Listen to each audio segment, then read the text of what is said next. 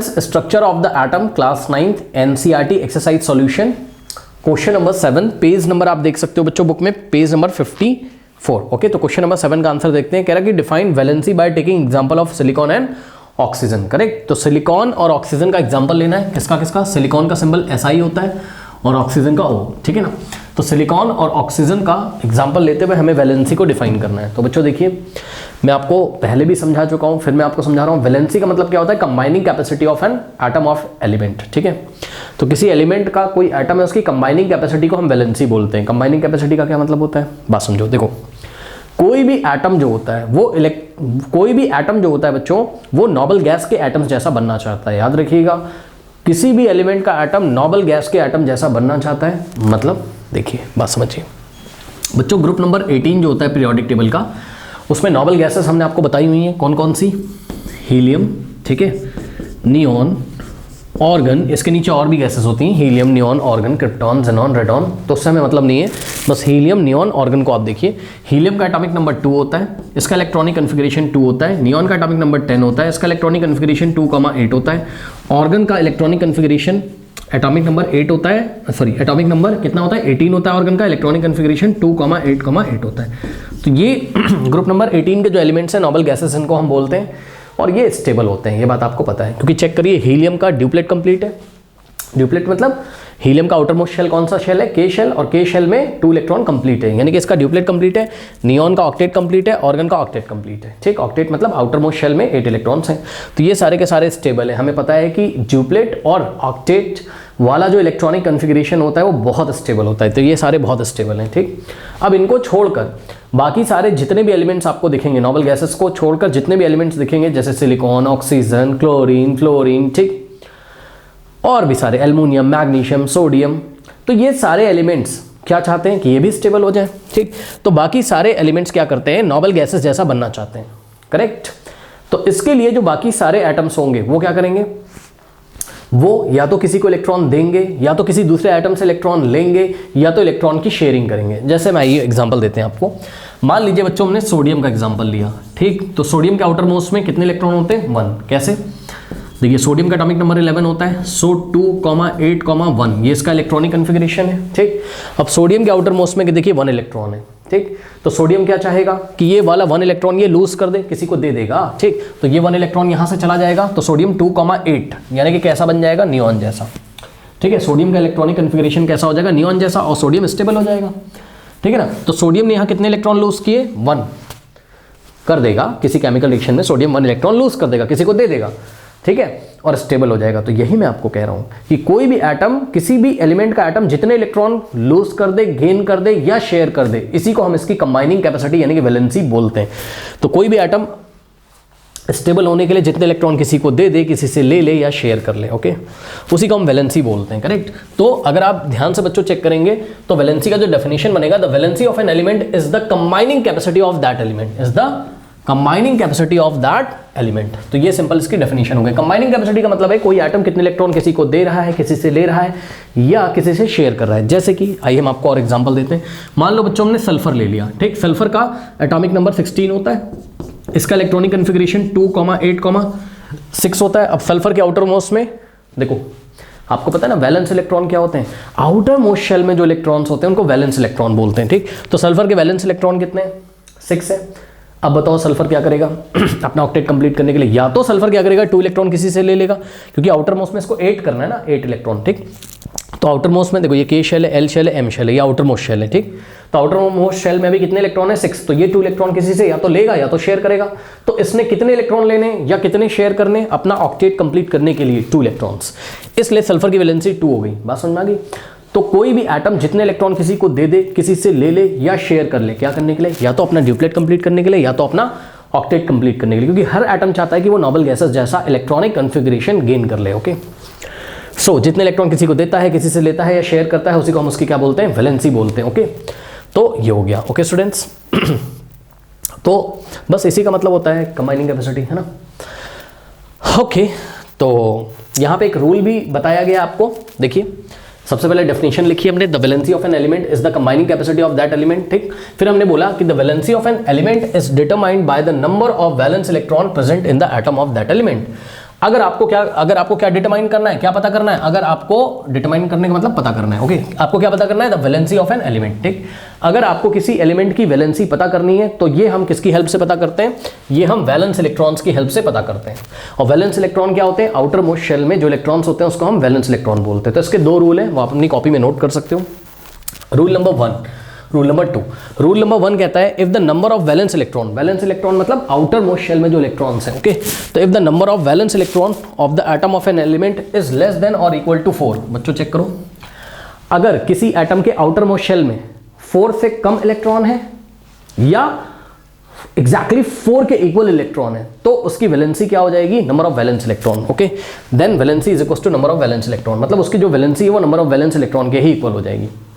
Example देते हैं, जैसे सोडियम देखिए, ठीक, सोडियम के आउटर मोस्ट में 1 इलेक्ट्रॉन है, यानी कि वैलेंस इलेक्ट्रॉन कितने, 1 है। देखो वैलेंस इलेक्ट्रॉन और वैलेंसी में अंतर होता है। वैलेंस इलेक्ट्रॉन मतलब आउटर मोस्ट शेल में जो इलेक्ट्रॉन है उसको हम वैलेंस इलेक्ट्रॉन बोलते हैं, और वैलेंसी क्या होता है, कंबाइनिंग कैपेसिटी, ठीक, यानी कि जितने इलेक्ट्रॉन वो किसी को देता है, लेता है या शेयर करता है उसी को हम क्या बोलते हैं, उसकी वैलेंसी बोलते हैं, ठीक। नाउ अब देखो बच्चों, यहाँ पर 1 इलेक्ट्रॉन है वैलेंस इलेक्ट्रॉन, तो उसने क्या बोला, उसने बोला कि if the number of valence electron of the atom is less than और इक्वल टू 4, ओके, अगर नंबर ऑफ वैलेंस इलेक्ट्रॉन कितने हो, लेस देन 4 हो या 4 हो, तो ये चेक करो, वैलेंस इलेक्ट्रॉन 1 है, वैलेंस इलेक्ट्रॉन क्या, आउटर मोस्ट शेल में जो इलेक्ट्रॉन है वो 1 है, जो कि 4 से लेस है। तो ऐसा जब होता है तो जो वैलेंस इलेक्ट्रॉन होते हैं वही वैलेंसी होती है, तो इसके वैलेंस इलेक्ट्रॉन कितने, 1, इसकी वैलेंसी भी 1 है। अब आपने देखा था कि सोडियम अपना ऑक्टेट कंप्लीट करने के लिए 1 इलेक्ट्रॉन ही तो लूज कर रहा था। मैंने आपको सीधे शब्दों में क्या बोला था, अभी मैंने आपको सीधे शब्दों में बोला था कि भाई वैलेंसी का मतलब क्या होता है, जितने इलेक्ट्रॉन वो किसी को दे दे, यानी कि लूज कर दे, है ना, जितने लूज कर दे या जितने गेन कर दे या जितने क्या कर दे, शेयर कर दे, क्या करने के लिए अपना ऑक्टेट या ड्यूप्लेट कंप्लीट करने के लिए, ठीक। तो चाहे आप ये वाले एग्जांपल्स, चाहे आप ये वाले रूल से देखो, चाहे जो मैंने बताया उससे देखो, आपकी वैलेंसी सेम आएगी। और एग्जांपल दें आपको, देखिए कार्बन का एटॉमिक नंबर 6 होता है, इलेक्ट्रॉनिक कन्फिग्रेशन 2,4, इसके वैलेंस इलेक्ट्रॉन कितने, 4 है। वो क्या कह रहा है, जब वैलेंस इलेक्ट्रॉन 4 हो या 4 से कम हो तो जो वैलेंस इलेक्ट्रॉन होते हैं वही उसकी वैलेंसी होती है। तो कार्बन की वैलेंसी कितनी हो जाएगी, 4, ओके। और दिखाते हैं आपको एग्जांपल, सिलिकॉन को देखिए, इसका सिलिकॉन का होता है आपका कितना, 14 होता है एटॉमिक नंबर, है ना। सो इसका इलेक्ट्रॉनिक कन्फिग्रेशन 284, आउटर मोस्ट में कितने इलेक्ट्रॉन है, 4 है। तो उसने क्या बोला कि जब वैलेंस इलेक्ट्रॉन 4 इलेक्ट्रॉन होते हैं तो जो वैलेंस इलेक्ट्रॉन होते हैं वही उसकी वैलेंसी होती है। तो सिलिकॉन की भी वैलेंसी कितनी होगी, 4, करेक्ट। तो इन्होंने हमसे सिलिकॉन का पूछा था, तो यहाँ पे हमने आपको सिलिकॉन की वैलेंसी कितनी बता दी, 4 बता दी। कौन से रूल से, ये फर्स्ट वाले रूल से, okay. If the number of valence electrons of atom of an element is less than और equal to 4 then the valency is equal to number of valence electron. Silicon के case में हम क्या लिखेंगे, हम लिखेंगे because the valence electrons are exactly equal to 4, that's why from this rule valency of silicon is what, 4, okay. अगर आपको और एक्सप्लेन करना हो तो आप इस तरीके से एक्सप्लेन करोगे कि सिलिकॉन अपना ऑक्टेट कंप्लीट करने के लिए, इसके आउटर मोस्ट में 4 है, तो ये क्या करेगा, 4 इलेक्ट्रॉन गेन नहीं करता है। सो कार्बन और सिलिकॉन 4 इलेक्ट्रॉन गेन कभी नहीं करेंगे, हमेशा शेयर करेंगे, याद रखिएगा, ठीक है। So silicon will share 4 electrons with other atom, किसी दूसरे एटम से ये 4 इलेक्ट्रॉन शेयर करेगा और अपना ऑक्टेट कंप्लीट कर लेगा, ठीक। भाई 4 तो इसके खुद के और 4 सामने से कहीं से शेयर कर लेगा, है ना, उधार ले लेगा, भाई मेरे को शेयर करा दो, है ना। तो ये चीज़ है। तो सिलिकॉन की वैलेंसी कितनी होगी, 4। फिर देखिए सेकंड रूल क्या लिखा है, कह रहा है the number of valence electron of the atom of an element is greater than 4, ठीक। पढ़िए, if the number of valence electron of the atom of an element is greater than 4, अगर valence electron 4 से ज़्यादा होते हैं तब हम valency कैसे निकालते हैं, पता है आपको। देखिए यहाँ पर जैसे सल्फर में देखिए वैलेंस इलेक्ट्रॉन कितने, 6 हैं, जो कि 4 से ज़्यादा है, तो कुछ नहीं करना है, 8 में से 8 माइनस वैलेंस इलेक्ट्रॉन कर दो बस। वैलेंसी कैसे आएगी, 8 माइनस वैलेंस इलेक्ट्रॉन, यानी कि 8 माइनस 6 कितना आ रहा है, 2। सल्फर की वैलेंसी कितनी है, 2। मैंने आपको बताया था सल्फर 2 इलेक्ट्रॉन कहीं से शेयर करेगा या तो गेन करेगा, तो सल्फर की वैलेंसी कितनी होगी, 2। तो ये वाले रूल को देखते हुए ध्यान से चेक करिए, हमने क्या बोला, if the number of valence electron of the atom of an element is greater than 4 then valency is given by 8 minus number of valence electrons, okay. So 8 minus sulphur के केस में valence electron कितने, 6 है, तो valency कितनी आ जाएगी, 8 minus 6, 2, ठीक। अब आइए हम आपको ऑक्सीजन का भी सिखा देते हैं यहाँ पे, ठीक। चलिए देखिए, इन्होंने हमसे ऑक्सीजन के बारे में पूछा था, ऑक्सीजन का एटॉमिक नंबर कितना होता है, 8, इलेक्ट्रॉनिक कन्फिग्रेशन 2,6, ठीक है बच्चों। तो ध्यान से चेक करिए, यहाँ पर पहला तरीका तो ये है कि हम अपने मन में सोचें कि ये अपना ऑक्टेट कैसे कंप्लीट करेगा, बताओ। इसके आउटर मोस्ट में कितने, 6 हैं, तो या तो ये 2 इलेक्ट्रॉन शेयर करेगा या तो ये 2 इलेक्ट्रॉन गेन करेगा। क्यों? क्योंकि 6 को 8 करने के लिए कितने इलेक्ट्रॉन की जरूरत है? 2। तो या तो ये 2 शेयर करेगा या तो 2 इलेक्ट्रॉन गेन करेगा। तो इसकी वैलेंसी कितनी होगी? 2। मैं यही तो बता रहा हूँ। क्या वैलेंसी क्या होती है? कंबाइनिंग कैपेसिटी, यानी कोई भी एटम अपना ऑक्टेट या ड्यूप्लेट कंप्लीट करने के लिए जितने इलेक्ट्रॉन किसी से ले ले, किसी को दे दे या शेयर कर ले, उसी को हम उसकी वैलेंसी बोलते हैं। तो कितने इलेक्ट्रॉन शेयर करेगा? 2। या कितने गेन करेगा? 2। तो इसकी वैलेंसी हो गई 2। अब ये वाले रूल से अगर आपको देखना हो तो आप यहां से भी देख सकते हो। क्या कह रहा है? If the number of valence electron of an atom of an element is greater than 4, अगर वैलेंस इलेक्ट्रॉन 4 से ज्यादा हो, चेक करिए वैलेंस इलेक्ट्रॉन मतलब आउटर मोस्ट शेल में रहने वाले इलेक्ट्रॉन्स 4 से ज्यादा है, 6 4 से ज्यादा है, तो क्या करना है? वैलेंसी कैसे निकालनी? 8 माइनस वैलेंस इलेक्ट्रॉन, यानी कि 8 माइनस 6। ठीक, तो 8 माइनस 6 वैलेंसी कितनी आ जाएगी इसकी? 2 आ जाएगी। ठीक है ना। तो सेकेंड रूल से हमने समझाया किसको? ऑक्सीजन को। और फर्स्ट रूल से समझाया हमने किसको? सिलिकॉन को। ओके, तो आई थिंक अब आपको वैलेंसी बच्चों समझ में आई होगी और इसको निकालने का तरीका भी आपको आ गया होगा। एक और एग्जांपल हम आपको देते हैं ग्रुप नंबर 18 के एलिमेंट्स का। बताइए ग्रुप नंबर 18 की वैलेंसी कितनी होगी? 0। यस, क्योंकि ग्रुप नंबर 18 के एलिमेंट बच्चों चेक करिए, ना तो किसी को इलेक्ट्रॉन देते हैं, ना तो किसी से इलेक्ट्रॉन लेते हैं, और ना तो इलेक्ट्रॉन शेयर करते हैं, क्योंकि इसका ड्यूप्लेट या ऑक्टेट पहले से ही कंप्लीट है। तो ये क्यों किसी को देगा, क्यों किसी से लेगा, क्यों शेयर करेगा? ठीक है। सो बच्चों यहाँ पर देखिए ग्रुप नंबर 18 के जितने भी एलिमेंट्स हैं, ठीक है, इनकी वैलेंसी कितनी होती है? 0। यानी कि हीलियम, नियॉन, ऑर्गन कभी भी आ जाए तो इसकी वैलेंसी आपको कितनी लिखनी? 0। याद रखिएगा। ओके बच्चों, ठीक है। अब देखो यहाँ पर हीलियम की वैलेंसी कुछ बच्चे कितने बता देते हैं? 2। रॉन्ग। नो, कहते हैं सर हीलियम के आउटर मोस्ट में तो 2 इलेक्ट्रॉन है, जो कि 4 से लेस है, तो 2 ही इसकी वैलेंसी होगी ना। हीलियम पे ये रूल नहीं लगता है। हीलियम के आउटर मोस्ट में 2 इलेक्ट्रॉन है, ठीक। और आपको पता है ना हीलियम का आउटर मोस्ट शेल के शेल है, और के शेल में जब 2 इलेक्ट्रॉन होते हैं, तो के शेल में जब 2 इलेक्ट्रॉन होते हैं और के ही शेल होता है वहां पे, तो वो स्टेबल एटम होता है। याद रखिएगा हमेशा, यानी कि हीलियम हमेशा स्टेबल है। हीलियम का ड्यूप्लेट कंप्लीट है क्योंकि के शेल में ही 2 इलेक्ट्रॉन है और के शेल में 2 ही तो इलेक्ट्रॉन आ सकते हैं, तो स्टेबल है। तो ये ना किसी को देगा, ये एक्सेप्शनल केस है, याद रखिएगा। हीलियम ना तो किसी को देगा, ना किसी से लेगा और ना शेयर करेगा। हीलियम की वैलेंसी 0 होती है, बिल्कुल ध्यान से याद कर लीजिएगा। ओके, और बाकी आप नियॉन की चेक करोगे तो नियॉन में 8 इलेक्ट्रॉन है, जो कि 4 से ज़्यादा है, तो हम क्या करेंगे? 8 में से वैलेंस इलेक्ट्रॉन यानी कि 8 माइनस करेंगे। 8 माइनस 8 0। ऑर्गन में आउटर मोस्ट में 8 इलेक्ट्रॉन है, सो 8 माइनस 8 0। तो इनकी ग्रुप नंबर 18 के एलिमेंट्स यानी कि हीलियम, नियॉन, ऑर्गन की वैलेंसी हमेशा कितनी होती है? 0 होती है। ओके, नोट कर लीजिए। नाउ स्टूडेंट्स क्वेश्चन नंबर 8 देखते हैं। एक्सप्लेन विद एग्जांपल्स कुछ टर्म्स दिए, atomic number, mass number, isotopes and isobar. Okay, give any 2 uses of isotopes. ठीक है, देखते हैं। सबसे पहले हम डिफाइन करते हैं किसको? एटॉमिक नंबर को। अब सभी बच्चों को पता होगा, बहुत ईजी क्वेश्चन है। एटॉमिक नंबर क्या होता है? Atomic number of an element is the total number of protons present in the atom of that element. ठीक है, किसी एलिमेंट के एटम में जितने प्रोटॉन होते हैं वही उसका एटॉमिक नंबर होता है, बस सिंपल। ठीक, एक बात थोड़ी सी और बताना चाहूंगा इसमें। ठीक है बच्चों, हमें को पता है कि एटम का एक न्यूक्लियस होता है, न्यूक्लियस में प्रोटॉन होते हैं, न्यूट्रॉन। ठीक है, प्रोटॉन पे पॉजिटिव चार्ज होता है, न्यूट्रॉन पे कोई चार्ज नहीं होता, और इलेक्ट्रॉन डिफरेंट शेल्स में इस तरीके से चक्कर लगाते रहते हैं। सब हमने ऐसे पढ़ा हुआ है। ठीक है ना। ओके बच्चों, ठीक है ना। उन्होंने एग्जाम्पल भी हमसे मांगा हुआ था, तो हम आपको एग्जाम्पल 2-3 देते हैं। आइए बच्चों, देखिए एग्जाम्पल में यहाँ पे आप बता सकते हो। देखिए कोई एलिमेंट का जो एटम होता है, ठीक, उसको लिखने का एक तरीका होता है। देखिए मान लीजिए कि ऑक्सीजन लिखा हुआ है। ठीक है बच्चों, तो ऑक्सीजन का सिंबल क्या होता है? O। नीचे लिखा रहता है 1 नंबर और ऊपर लिखा रहता है 1 नंबर। नीचे जो नंबर लिखा रहता है वो एटॉमिक नंबर होता है। क्या होता है? एटॉमिक नंबर होता है। ऊपर जो नंबर लिखा रहता है वो मास नंबर होता है। ओके, याद रखिएगा। ठीक है, ओके। और ये जो एटॉमिक नंबर होता है यही नंबर ऑफ प्रोटॉन के इक्वल होता है। ठीक, तो atomic number is equals to what? Number of protons. ठीक, और atomic number number of protons के इक्वल तो होता ही है, और साथ में नंबर ऑफ इलेक्ट्रॉन्स के भी इक्वल होता है। याद रखिएगा, यानी कि किसी एलिमेंट का जो एटॉमिक नंबर है वही उतने ही उसमें प्रोटॉन होंगे, उतना ही उसमें इलेक्ट्रॉन होंगे। ओके, याद रखिएगा। और ये जो मास नंबर होता है, पता है आपको? तो बच्चों ये मास नंबर कैसे निकाला जाता है? Mass number is the sum of number of protons and number of neutrons. Okay, so number of protons and number of neutrons को अगर आप ऐड कर दोगे तो मास नंबर आ जाएगा। और यहाँ से एक चीज़ और, अगर आप नंबर ऑफ न्यूट्रॉन निकालना चाहें तो नंबर ऑफ प्रोटॉन को यहाँ ले जाके माइनस करना पड़ेगा, है ना।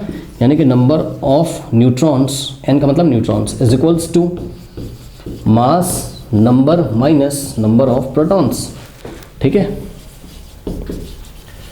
ये चीज़ आप याद रखिएगा। ठीक, अब आइए हम एग्जांपल देते हैं। सबसे पहले एटॉमिक नंबर बोला था, तो हमने बोला भाई the atomic number of an element is the total number of protons. जितने प्रोटॉन होंगे वही उसका एटॉमिक नंबर होगा।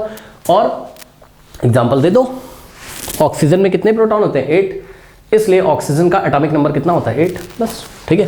तो हम एक एग्जांपल लिख सकते हैं ऑक्सीजन का, oxygen have 8 protons in its nucleus, क्योंकि न्यूक्लियस में ही तो प्रोटॉन होता है ना, ठीक है। तो ऑक्सीजन एटम के न्यूक्लियस में 8 प्रोटॉन्स होते हैं, देयरफॉर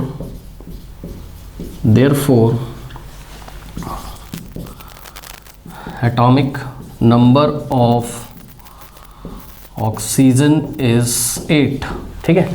इसी तरीके से और भी एग्जांपल आप दे सकते हो बच्चों, ठीक है। लेट अस से आपने एग्जांपल दिया सोडियम का, एन ए, नीचे 11 लिखा रहता है, ऊपर 23, ये सब आपको याद होना चाहिए, क्लास में मैं बहुत कुछ पढ़ा चुका हूँ, ठीक है।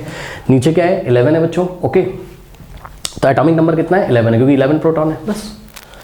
नेक्स्ट है मास नंबर, मैंने आपको बताया mass number of an element is the sum of, किसका किसका सम करना है, sum of number of protons and number of neutrons present in the atom of that element, okay, या present in the nucleus of that atom, sorry, yeah, present in the, I'm very sorry, mass number of an element is the sum of the number of proton and neutrons present in the nucleus of that atom, भी आप बोल सकते हो, okay, in the nucleus of the atom of that element, ऐसा भी आप बोल सकते हो, ठीक।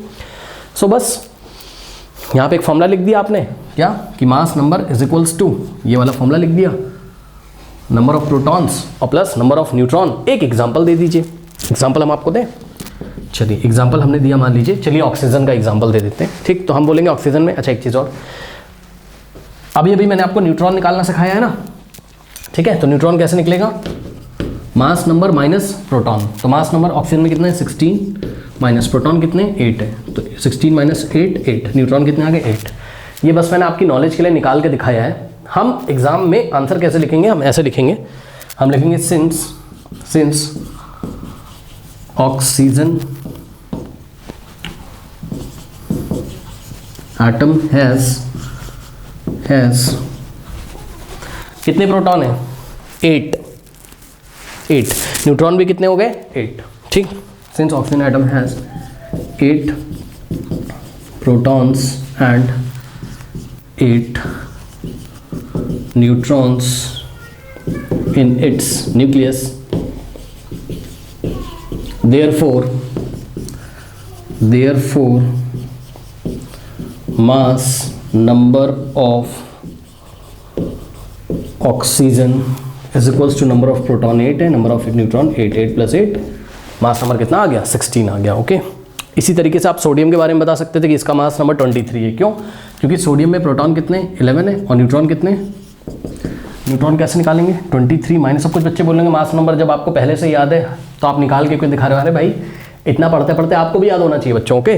तो क्योंकि आपको ये बताना है एग्जाम में कि proton plus neutron is equal to mass number होता है, तो प्रोटॉन और न्यूट्रॉन को ऐड करके मास नंबर के इक्वल आपको दिखाना पड़ेगा, ठीक है ना। तो न्यूट्रॉन कैसे निकालते हैं, मास number minus proton, 23 minus 11 12, now in दोनों को ऐड करेंगे 11 प्लस 12, मास नंबर कितना हो जाएगा 23, ओके। तो आई थिंक आपको समझ में आया होगा, नोट कर लीजिए। नेक्स्ट क्वेश्चन इज आइसोटोप को डिफाइन करना है, आइसोबार्स को। तो बच्चों देखिए आइसोटोप्स क्या होता है, isotopes are the atoms of the same element having the same atomic number but different mass number, okay. तो आइसोटोप्स एटम्स होते हैं सेम एलिमेंट के, याद रखिएगा ये एटम्स होते हैं सेम एलिमेंट के। हम आपको एग्जांपल देते हैं, देखिए क्या होता है नेचर में, जब आपको कोई सैंपल मिलता है, जैसे आपको क्लोरीन का सैंपल मिला या हाइड्रोजन का सैंपल मिला, ठीक, तो उस सैंपल में हाइड्रोजन, जैसे मान लो हाइड्रोजन का सैंपल मिला, ठीक, तो हाइड्रोजन के सैंपल में आपको एक टाइप का हाइड्रोजन एटम नहीं मिलेगा, एक से ज़्यादा टाइप के हाइड्रोजन के ही एटम मिलते हैं। मतलब एग्जाम्पल दे रहे हैं आपको, देखिए जैसे कि 1H1, ठीक, 1H2 और 1H3, ठीक है। 1H1 को हम बोलते हैं क्या, प्रोटियम, 1H2 को हम बोलते हैं ड्यूटीरियम, DEUTERIUM, ड्यूटीरियम, और 1H3 को हम बोलते हैं क्या, ट्राइटियम, ओके। सुनिए ध्यान से, ट्राइटियम का सिंबल कैपिटल T भी होता है, ड्यूटीरियम का कैपिटल D होता है, और प्रोटियम के लिए कोई सिंबल नहीं होता है, बस प्रोटियम के लिए हम कैपिटल H लिखते हैं बस। तो हाइड्रोजन के 3 आइसोटोप्स हैं, 1H1, 1H2, 1H3, protium, deuterium और ट्राइटियम, ओके। यहाँ पे खास बात देखने वाली, ये सारे के सारे एटम्स सेम एलिमेंट के एटम है, और वो एलिमेंट कौन है, हाइड्रोजन है। ये भी हाइड्रोजन का एटम है, ये भी हाइड्रोजन का एटम है, ये भी हाइड्रोजन का एटम है, ठीक। तो इसीलिए उसने क्या लिखा है, isotopes are the atoms of the same element लिखा है, एलिमेंट सेम हो गए हैं, ये भी हाइड्रोजन है, ये भी, ठीक है। तो जब भी हमें हाइड्रोजन का सैंपल मिलता है तो उसमें ये वाला हाइड्रोजन भी मिलता है, ये वाला भी और ये वाला भी, ठीक है। तीनों का एटॉमिक नंबर सेम है, नीचे एटॉमिक नंबर लिखा रहता है, याद रखिए, नीचे एटॉमिक नंबर लिखा रहता है, ऊपर मास नंबर लिखा रहता है। तीनों का एटॉमिक नंबर सेम है बट मास नंबर डिफरेंट है। प्रोटियम का मास नंबर कितना है 1, ड्यूटेरियम का मास नंबर कितना है 2, ट्राइटियम का मास नंबर कितना है 3 है। करेक्ट, तो याद रखना है आपको ये चीज़। ओके स्टूडेंट्स, एक और एग्जाम्पल देते हैं आइसोटोप का आपको। क्लोरीन, एक होता है बच्चों क्लोरीन 35, एक होता है क्लोरीन 37। यानी कि जब भी आपको क्लोरीन का सैंपल मिलेगा नेचर में तो उसमें कुछ मात्रा होगी क्लोरीन 35 की और कुछ क्वांटिटी होगी उसमें क्लोरीन 37 की। ठीक है, ये इसके मास नंबर लिखे हुए हैं। अगर आप इसको सिंबल्स के फॉर्म में दिखाओगे तो ऐसे दिखाओगे, क्लोरीन नीचे 17 और ये वाले क्लोरीन पे भी नीचे 17, यहाँ पे ऊपर 35 और यहाँ पे ऊपर 37। तो देखो ये atoms of the same element है। सेम एलिमेंट कौन है? क्लोरीन है। Okay, atoms of the same element है जिसके एटॉमिक नंबर सेम है। चेक करो, एटॉमिक नंबर 17 लेकिन मास नंबर डिफरेंट है 35 37। ओके, ये तो पता है ना, ऊपर मास नंबर लिखा होता है, ऊपर क्या लिखा होता है, किसी भी एटम के सिंबल में ऊपर मास नंबर लिखा रहता है और नीचे क्या लिखा रहता है, atomic number. Okay, atomic number. Okay, तो ये चीज़ है। ओके, नाउ अब आइसोबार्स में इसी का जस्ट रिवर्स होता है। मतलब रिवर्स क्या, इसी का जस्ट ऑपोजिट होता है। मतलब यहाँ पे क्या लिखा था, isotopes are the atoms of the same element, यहाँ पे isobars are the atoms of the same की जगह डिफरेंट एलिमेंट। ये डिफरेंट एलिमेंट के एटम्स होंगे, डिफरेंट एलिमेंट के एटम होंगे। वहाँ पर एटॉमिक नंबर सेम था, यहाँ पर मास नंबर सेम होगा। वहाँ पर मास नंबर डिफरेंट था, यहाँ पर मास नंबर सेम होगा और एटॉमिक नंबर डिफरेंट होगा। ओके, तो हम क्या लिखेंगे, isobar are the element of the isobars are the atoms of the different elements having same mass number same होगा और एटॉमिक नंबर क्या होगा, डिफरेंट होगा। एग्जांपल देते हैं आपको ऑर्गन और कैल्शियम का, ऑर्गन और कैल्शियम का। ओके बच्चों, सो ऑर्गन का एटॉमिक नंबर 18 होता है, सबको पता है। कैल्शियम का 20 होता है, ठीक, लेकिन मास नंबर ऑर्गन का भी 40 होता है, कैल्शियम का भी 40 होता है। तो चेक करिए, ये क्या है, दोनों atoms of the different element है। ये ऑर्गन है, ये कैल्शियम है, एलिमेंट ही अलग हो गया, एटॉमिक नंबर तो पक्का अलग हो जाएगा, है ना भाई, एलिमेंट अलग है तो एटॉमिक नंबर ही अलग हो जाएगा ना।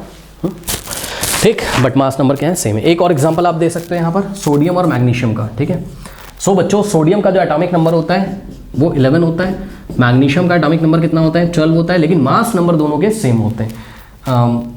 आई एम वेरी सॉरी, देखो सोडियम के भी बहुत सारे आइसोटोप,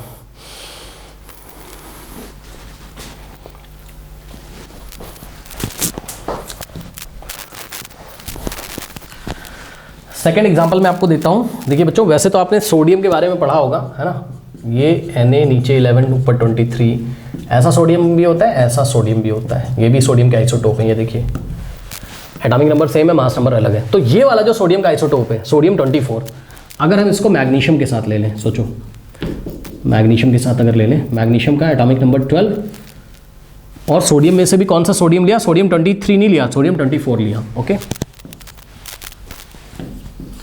और मैग्नीशियम का मास नंबर कितना होता है, 24 होता है। आप चेक कर लो, दोनों क्या है, अलग अलग एलिमेंट के एटम है, सोडियम है, ये मैग्नीशियम है, एटॉमिक नंबर डिफरेंट है, इसका 11 इसका 12, मास नंबर सेम है 24। तो ये भी एग्जांपल है किसका, आइसोबार्स का। ओके, तो आई थिंक अब आपको समझ में आया होगा। ओके बच्चों, एक चीज़ और बताना चाहता हूँ, क्या कि आइसोटोप्स की केमिकल प्रॉपर्टीज सेम रहती है, आइसोटोप्स की केमिकल प्रॉपर्टीज सेम रहती है। क्यों?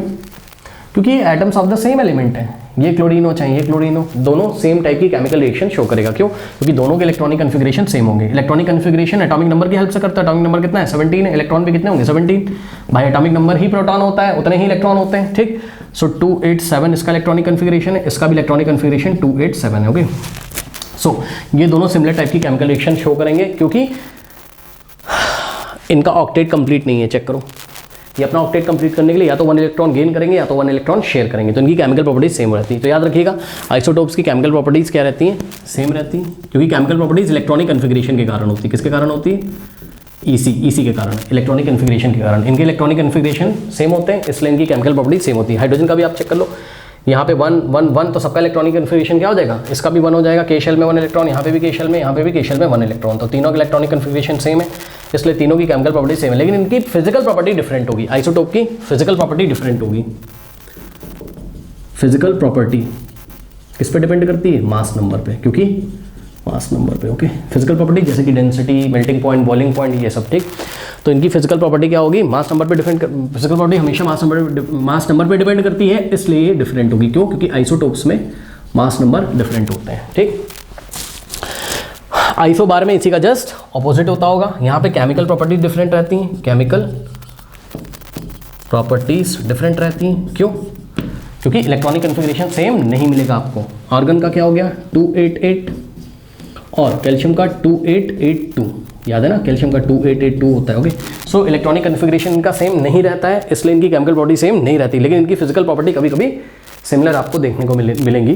फिजिकल प्रॉपर्टी जो है मास नंबर पे डिपेंड करती है। अगर मास नंबर सेम है तो फिजिकल प्रॉपर्टी भी आपको सेम या सिमिलर देखने को मिलेंगी। तो यहाँ पे एग्जैक्टली ना सेम हो बट फिजिकल प्रॉपर्टीज सिमिलर आपको देखने को मिलेंगी, क्योंकि मास नंबर सिमिलर, क्योंकि मास नंबर इनका एक जैसा रहता है। ठीक है, फिर से सुन लो,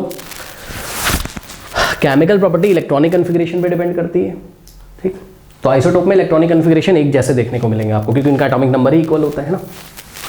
तो केमिकल प्रॉपर्टी यहाँ पे सेम होगी, लेकिन फिजिकल प्रॉपर्टी अलग अलग होंगी। फिजिकल प्रॉपर्टी मास नंबर पे डिपेंड करती है, और क्योंकि आइसोटोप के मास नंबर अलग अलग होते हैं, ठीक है, तो उसकी फिजिकल प्रॉपर्टी अलग अलग होगी। यहाँ पे रिवर्स होगा क्या, आइसोबार्स में इलेक्ट्रॉनिक कन्फिग्रेशन आपको सेम देखने को नहीं मिलेगा, इसलिए केमिकल बॉडी सेम नहीं होगी। ठीक, लेकिन मास नंबर आपको सेम देखने को मिलेगा, इसलिए कभी कभी इनकी केमिकल फिजिकल प्रॉपर्टीज आपको सिमिलर देखने को मिलेंगी, जैसे कि melting point, boiling point, density etcetera. Okay students, now ये हो गया। अब इसके बाद इन्होंने हमसे क्या पूछा था, पार्ट 2 का आंसर। एक क्लास भी मेरी तो थोड़ा जल्दी हो रहा है। Give any 2 isotope use of isotopes. Okay, तो give any 2 uses of isotope. Isotope के 2 यूजेस हमें देने हैं। तो बच्चों अपनी बुक से आप लिख सकते हो, जैसे मैंने एक एग्जाम्पल लिखा हुआ है यूरेनियम 235 का। ठीक है, यूरेनियम का एक आइसोटोप होता है uranium 235, it is use in the fuel as a fuel in nuclear reactor. जो न्यूक्लियर रिएक्टर होते हैं जिससे हम इलेक्ट्रिसिटी बनाते हैं, तो उसमें यूरेनियम 235 का यूज़ करते हैं। आपने पक्का अपनी बुक में पढ़ा होगा कहीं ना कहीं। ठीक है, तो ये आप लिख देंगे एक, और दूसरा यूज़ आप लिख सकते हो कोबाल्ट 60 का। ठीक है, कोबाल्ट का एक आइसोटोप है जिसको हम कोबाल्ट 60, जब हम आइसोटोप के आगे नंबर लिखते हैं तो आप समझ जाना हम उसका मास लिखते हैं, क्योंकि आइसोटोप में एटॉमिक नंबर इक्वल होते हैं, मास नंबर डिफरेंट होते हैं।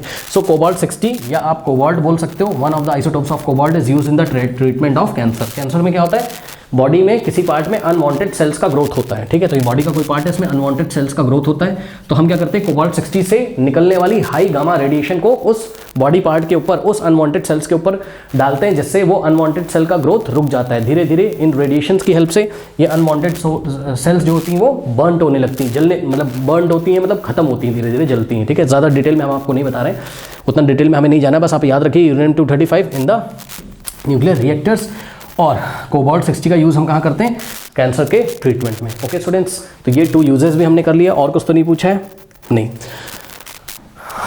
तो स्टूडेंट्स क्वेश्चन नंबर 9 से जो सॉल्यूशन है वो एंड स्क्रीन पे आ रहा होगा, और जाते जाते कमेंट सेक्शन में जो पिन कमेंट है उसको चेक करना ना भूलें। मिलते हैं नेक्स्ट वीडियो में, तब तक के लिए पढ़ते रहिए, बढ़ते रहिए, ऑल द बेस्ट।